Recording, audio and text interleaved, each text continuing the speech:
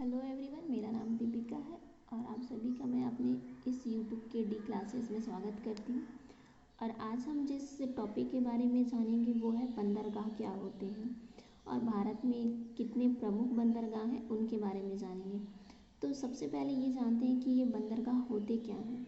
तो बंदरगाह क्या होते हैं कि जो समुद्र के किनारे जहाज़ों के ठहरने का जो स्थान होता है उसे ही क्या बोला जाता है, बंदरगाह कहते हैं।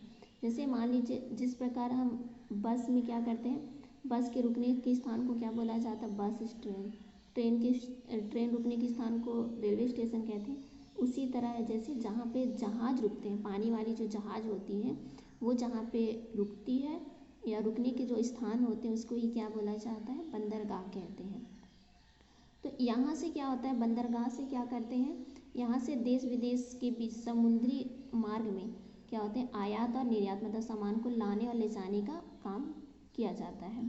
और हमारे जो भारत देश है, भारत में 111 राष्ट्रीय जल मार्ग हैं, जिसमें देश का सबसे बड़ा बंदरगाह कौन सा है, तो मुंबई में है।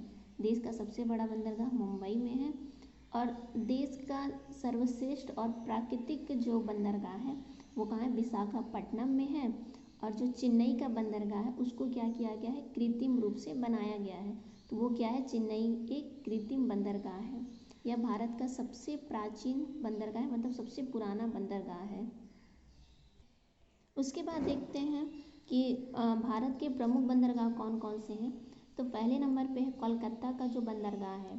कोलकाता बंदरगाह है, कहाँ पर है, तो ये पश्चिम बंगाल में है। और किस नदी के किनारे है, तो ये हुगली नदी के किनारे। जाहिर सी बात है, कोलकाता में हुगली नदी बहती है, तो यहाँ का जो बंदरगाह है वो कहाँ है, पश्चिम बंगाल में। नाम क्या है बंदरगाह का, कोलकाता।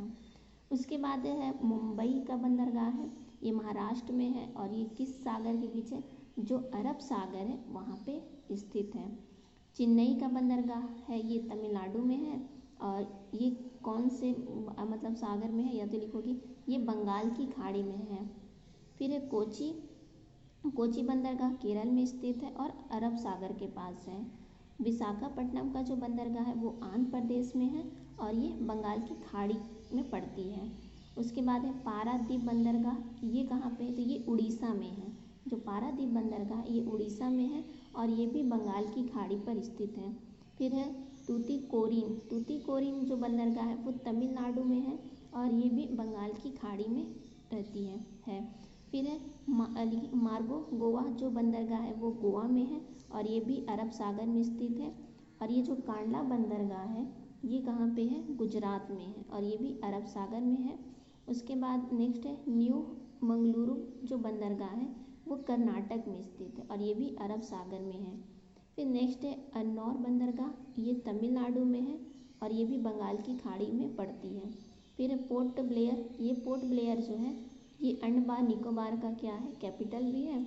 और ये भी कहाँ पड़ती है, अरब सागर में पड़ती है। मतलब भारत के इतने बहुत सारे ऐसे राज्य हैं जो समुद्र के किनारे हैं, चाहे वो अरब सागर से जुड़े चाहे बंगाल की खाड़ी से जुड़े। तो ये सब बंदरगाह समुद्र के किनारे ही पाए जाते हैं।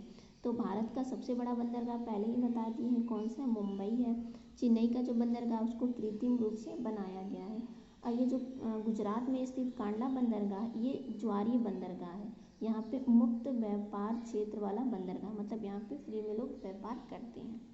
ये थे कुछ इंपॉर्टेंट बंदरगाह भारत के। अगर आपको पसंद आया वीडियो तो प्लीज़ लाइक करें, सब्सक्राइब करें, शेयर करें। Thank you.